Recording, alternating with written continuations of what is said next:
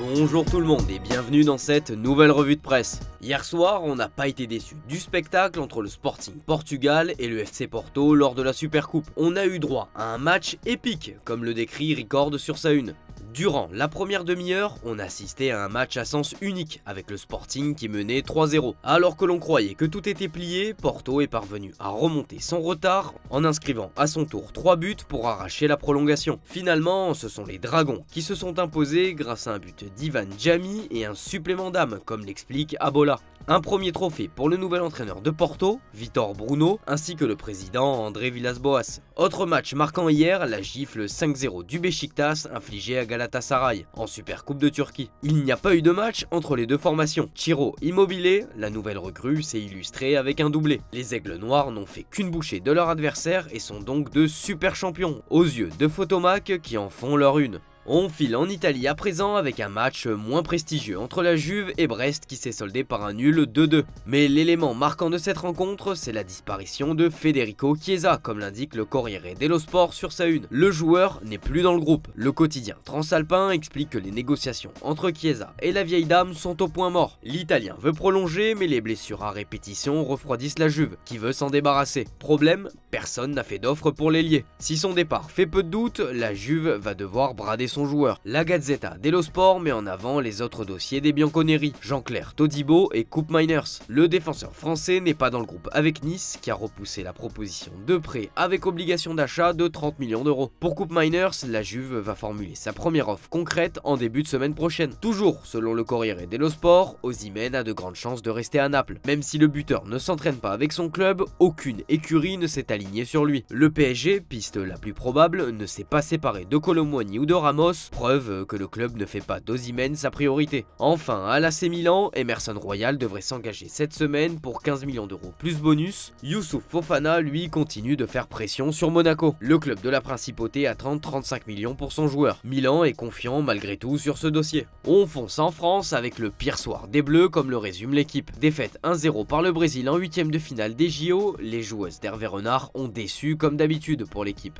À Marseille, la préparation se poursuit avec ce match nul 2-2 face à Sunderland. Roberto De Zerbi peaufine sa méthode et teste ses nouvelles recrues, à l'image de Pierre-Emile Højbjerg qui a fait ses débuts. La Provence en a profité pour dresser son portrait. L'OM souhaite encore se renforcer et pense à Youssoufa Moukoko. Selon nos informations, le joueur de Dortmund est tombé d'accord avec l'OM autour d'un prêt. Marseille doit encore trouver un accord avec Dortmund pour finaliser son arrivée. Mikel Arteta fait de Julian Alvarez une de ses priorités, à en croire la une du Daily Express. City réclame 93 millions d'euros pour son attaquant, un montant jugé trop cher par Arsenal pour l'instant, mais qui pourrait devenir accessible en cas de vente de Nketiah ou Reiss Nelson. Alvarez souhaite quitter City à cause de son faible temps de jeu, barré par Erling Haaland. Selon nos informations exclusives, le PSG est sur le dossier et lui a proposé un contrat dont les contours n'ont pas filtré. Manchester United a formulé des offres pour deux joueurs du Bayern Munich, Mathis de Ligt et Noussaïr Mazraoui. Le club bavarois a rejeté ces derniers selon The Telegraph. Le Manchester Evening News fait la lumière sur l'avenir de Kevin De Bruyne. Annoncé sur le départ vers Al Ittihad, l'équipe saoudienne se serait finalement retirée du dossier. Le club a jugé que son prix était trop élevé alors qu'il ne lui reste qu'un an de contrat.